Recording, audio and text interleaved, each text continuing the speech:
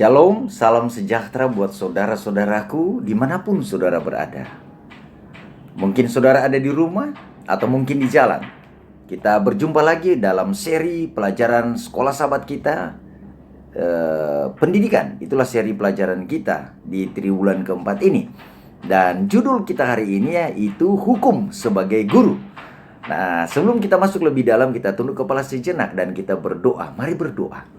Bapa di sorga, kami membutuhkan Roh Kudus-Mu untuk menolong kami mengerti dan tentunya memampukan kami untuk mengaplikasikan dalam kehidupan kami apa yang kami pelajari hari ini. Kami sambut pelajaran-Mu dengan sukacita, kami persembahkan doa ini hanya di dalam nama Tuhan Yesus, nama yang indah, Tuhan dan Juru Selamat kami. Amin. Baik saudara-saudara, seperti yang saya sampaikan tadi bahwa kita telah tiba pada pelajaran yang ketiga dengan judul hukum sebagai guru dari seri pelajaran kita sepanjang triwulan ini dengan tema pendidikan.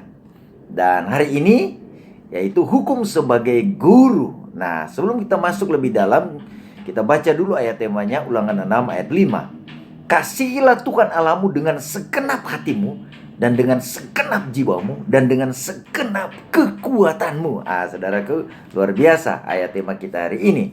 Nah, bagaimana mengaplikasikan kasih itu kepada Tuhan? Yaitu lewat tentunya penurutan terhadap hukum. Itulah sebabnya judul kita hari ini yaitu hukum sebagai guru. Nah, kenapa hukum itu begitu penting? Sebenarnya ada dua hal yang penting yang perlu kita ketahui sehubungan dengan hukum ini. Yang pertama adalah ketika hukum disampaikan, kita melihat bahwa kita membutuhkan kasih karunia lewat hukum yang diberikan ini. Yang kedua, mengarahkan kita kepada jalan kehidupan itu. Nah, siapa jalan kehidupan itu? Yesus sendiri. Jadi ketika kita melihat hukum, kita akhirnya membutuhkan kasih karunia. Ketika kita melihat hukum, mengarahkan kita kepada jalan kehidupan itu, yaitu Yesus itu sendiri. Nah, sebenarnya apa sebenarnya fungsi dari hukum ini? Nah, mari kita mulai lihat. Yang pertama adalah fungsi hukum adalah, tujuan dari hukum adalah mengasihi dan takut kepada Tuhan. Nah, itu tujuan sebenarnya dari hukum yang pertama. Jadi, dia mengarahkan kita untuk mengasihi Tuhan dan takut kepada Tuhan. Nah, cerita soal takut ini bukan berarti takut seperti kita takut kepada manusia. Nah, itulah yang perlu kita pelajari. Tentu mengasihi dan takut akan Tuhan ini lewat hukum itu adalah ada dua langkah tentang mengasihi dan takut akan Tuhan ini. Yang pertama, untuk supaya kita mengasihi dan takut akan Tuhan, yang pertama adalah kita perlu belajar. Kita perlu punya pengetahuan tentang firman Tuhan. Itulah sebabnya dalam Ulangan pasal 31 ayat 9 sampai 13 disebutkan di sana ada dua hal yang perlu saudara ingat di sana, yaitu pertama, dengarkan firman itu, kemudian belajar firman itu, lalu yang ketiga, agar mampu mengaplikasikan itu dalam hidup. Nah, sebelum kita mengasihi dan takut akan Tuhan, tentu kita perlu mengisi pikiran kita lewat pengetahuan. Pengetahuan apa? Yaitu pengetahuan tentang firman. Nah, ketika kita belajar tentang firman, pikiran-pikiran berdosa kita diisi oleh firman Tuhan. Atau hukum Allah itu yang merupakan judul kita tadi sebagai guru. Ketika kita diisi, pikiran kita diisi oleh pengetahuan-pengetahuan firman Tuhan, oleh hukum-hukum Allah, maka itulah yang disebut kita belajar. Nah, ketika kita belajar mengisi pikiran kita akan timbul rasa takut. Rasa takut di sini adalah rasa menghormati Tuhan, rasa kagum terhadap Tuhan yang luar biasa itu. Nah, ketika kita kagum dengan Tuhan, oleh karena kekudusannya, oleh karena kehikmatannya Tuhan kita itu, maka otomatis kita akan mengasihi Tuhan dan takut akan Tuhan. Kalau kita sudah diisi pengetahuan kita dengan firman Tuhan, kita tidak akan pernah takut dengan Tuhan. Kita tidak akan pernah mengasihi Tuhan. Kalau firman itu tidak mengisi pikiran kita, itulah sebenarnya pikiran kita harus diisi. Dan itulah yang disebutkan di dalam Ulangan pasal 31 ayat 9 sampai 13. Pertama-tama, kita perlu diajar untuk tentu mendengar firman. Firman Allah. Lalu kemudian kita belajar untuk takut akan Tuhan. Jadi belajar, kemudian akhirnya muncul rasa takut, rasa kagum terhadap Tuhan, dan akhirnya kita melihat kekudusan Tuhan, akhirnya kita merasa hormat kepada Tuhan dan merasa takut dalam arti menghargai dan menghormati Tuhan. Itu yang pertama. Jadi kenapa kita perlu belajar ya belajar firman Tuhan, oleh karena kita akan diarahkan kepada mengasihi Tuhan dan takut akan Tuhan. Kenapa kita perlu belajar hukumnya Tuhan? Oleh karena kita akan diarahkan bagaimana kita mengasihi Tuhan dan takut akan Tuhan. Yang kedua, kenapa kita perlu mempelajari bahwa hukum ini adalah guru kita? Yang kedua adalah hukum ini adalah saksi bagi kita, bagi Anda dan bagi saya. Artinya hukum ini akan berbicara tentang kita, ya, tentang kekurangan-kekurangan dan kelemahan-kelemahan kita. Makanya dia disebut sebagai guru. Dia menjadi saksi bagi kita. Kalau saudara membaca Ulangan pasal 31 ayat 14 sampai 27, bagaimana Musa menempatkan hukum di samping tabit, ya, di samping tabut perjanjian sebagai guru yang mengarahkan mereka sebelum kematian Musa. Ada amaran yang dia sampaikan kepada Yosua yang akan menggantikan dia untuk menempatkan hukum itu di samping tabut. Kenapa? Agar orang tahu bahwa hukum ini adalah guru mereka, adalah penuntun mereka, adalah ajaran mereka, adalah norma mereka, adalah tuntunan mereka agar mereka menjadi benar dan hidup sesuai dengan keinginan Tuhan. Itulah sebabnya ditaruh di samping dari tabut perjanjian itu supaya selalu dilihat oleh bangsa Israel. Nah, apa kaitannya dengan kita sebagai saksi bagi kita? Kalau saudara membaca Roma pasal 3 ayat 19 sampai 23, itu disebutkan bahwa kenapa itu ditaruh di samping tabut sebagai saksi, dan kenapa hukum itu ada kepada kita sampai hari ini. Oleh karena hukum ini mau memberitahukan kepada kita bahwa kita ini, siapapun saudara, kita ini manusia berdosa yang tidak lepas dari dosa. Dan tujuannya adalah agar kita semua, ya, disumbat kesombongan kita. Kita tidak lepas dari kesombongan yang merasakan kita ini hebat dan lain sebagainya. Nah, pelajaran ini, ya, hukum ini, Alkitab ini, ajaran ini ditaruh sebagai saksi, sebagaimana Musa menempatkan di samping tabut perjanjian hukum itu. Maka firman ini diberikan kepada kita. Hukum ini, aturan, kaidah, norma ini diberikan kepada kita, menjadi guru kita agar menyumbat kesombongan kita. Bahwa kita, ya, ketika hukum memberitahukan segala sesuatu untuk kita lakukan dan kita tidak sanggup, ini menyumbat kita bahwa sebenarnya kita adalah manusia yang tidak bisa apa-apa tanpa Tuhan. Ya, sehingga hukum memberitahukan hal itu. Ya. Jadi tujuan hukum diberikan kepada kita di zaman bangsa Israel, ditaruh di samping tabut perjanjian, adalah untuk menyumbat kesombongan umat manusia yang merasa diri mampu, merasa diri hebat. Yang sebenarnya kita adalah kain lara yang membutuhkan siapa? Membutuhkan Tuhan tentunya. Jadi hukum ini ditaruh. Dan kalau saudara baca dalam Ulangan pasal 31, sebenarnya ini hukum ini dibuat sebagai seperti nyanyian, ya. Dinyanyikan. Jadi seperti ada metode yang bagus di sini. Kalau saudara mau supaya firman itu diingat, hukum itu diingat, buatlah dalam lagu seperti Musa. Ya, dalam Ulangan pasal 31 ayat 14 sampai 27 itu dibuat dalam syair lagu, ya. Walaupun itu sebuah aturan, sebuah hukum, sebuah pedoman, sebuah kaidah, boleh dinyanyikan agar menyumbat pikiran kita. Itulah sebabnya tentu di zaman kita ini ada orang-orang yang mengarang lagu yang didasarkan pada firman Tuhan, itu bagus, agar tentunya memberitahukan kita, mengamarkan kita bahwa kita perlu hidup sesuai dengan rencana Tuhan. Saya tertarik dengan lagu-lagunya Ebit, kadang-kadang dia mengoreksi hidup kita, ya.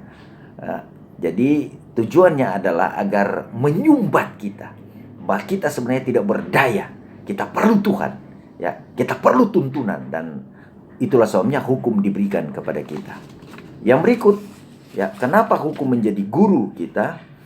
Ya, karena hukum ini membuat kita, atau aturan atau firman Tuhan ini membawa kita kepada yang namanya kesejahteraan.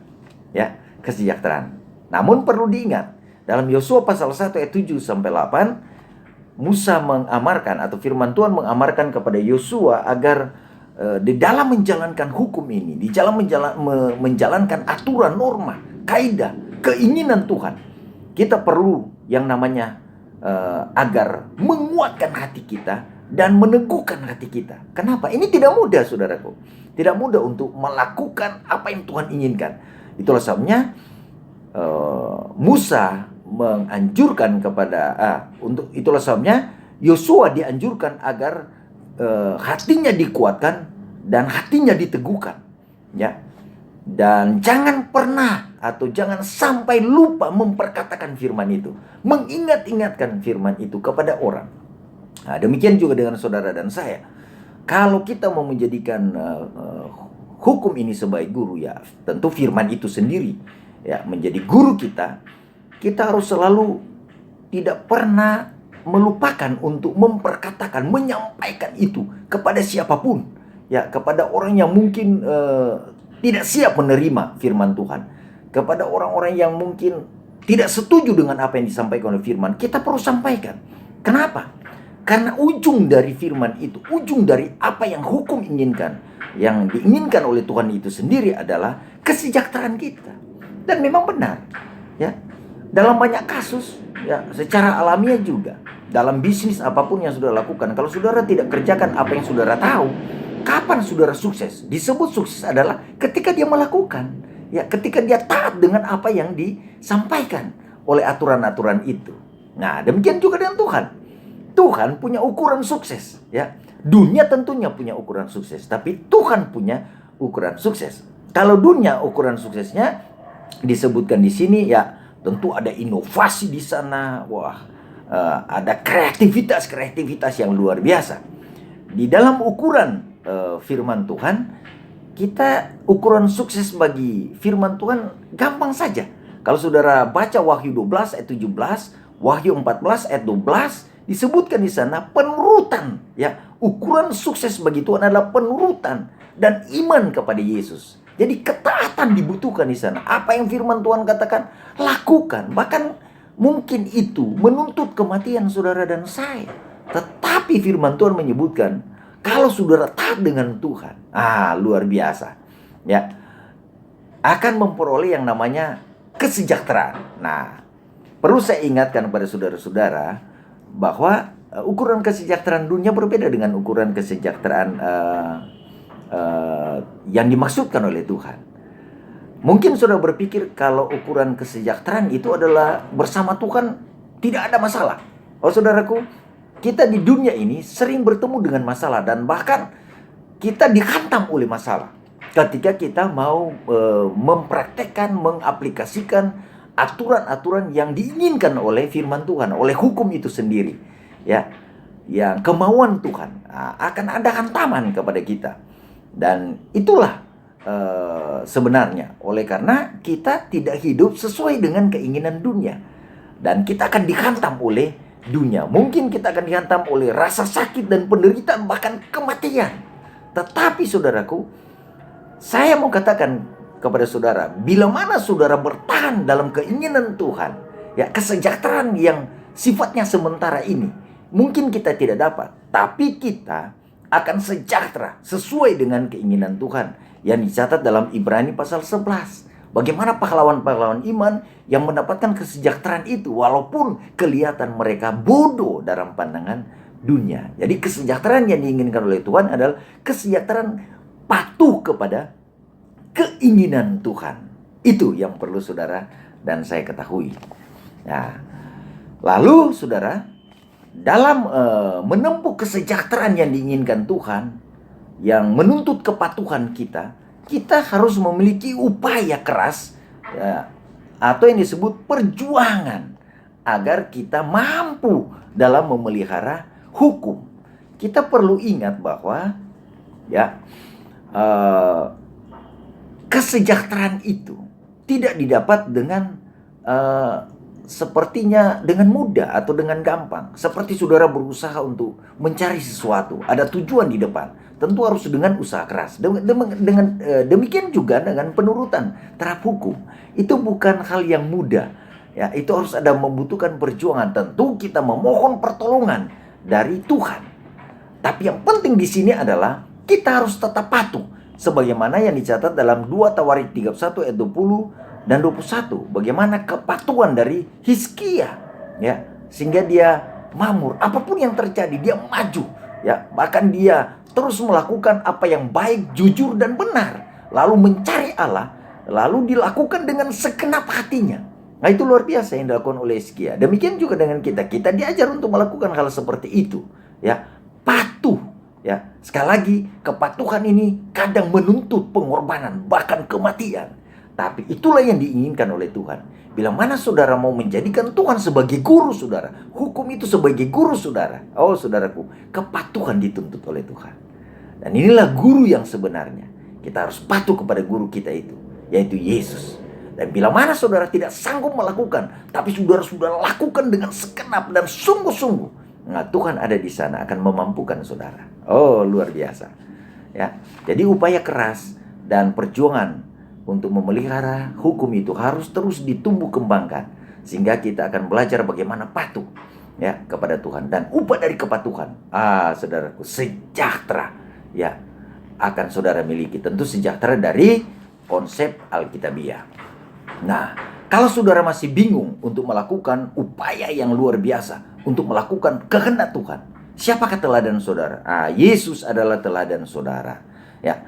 Kalau saudara menjadikan Yesus sebagai teladan, ya, maka kita perlu mengikuti Yesus. Nah, pengikut Kristus adalah orang yang harus hidup seperti Kristus. Nah, adakah contoh, ya, Yesus melakukan hukum itu selama semasa dia ada di dunia ini, ya. Karena dia kita mau jadikan guru kan, dia menjadi teladan bagi kita, contoh kita. Nah, kalau saudara membaca dalam firman Tuhan apa yang dicatat tentang Yesus, luar biasa. Sudah boleh membaca di dalam buku Yohanes, ya. Yohanes 15 ayat 10. Jikalau kamu menuruti perintahku, kamu akan tinggal dalam kasihku seperti aku menuruti perintah Bapakku dan tinggal di dalam kasihnya. Sudah lihat? Kalau saudara mau mengikuti Yesus, ikutlah teladannya. Kenapa? Karena Yesus sendiri sudah patuh, sudah mengikuti teladan Bapaknya, dan akhirnya dia hidup sesuai dengan keinginan Bapaknya, ya.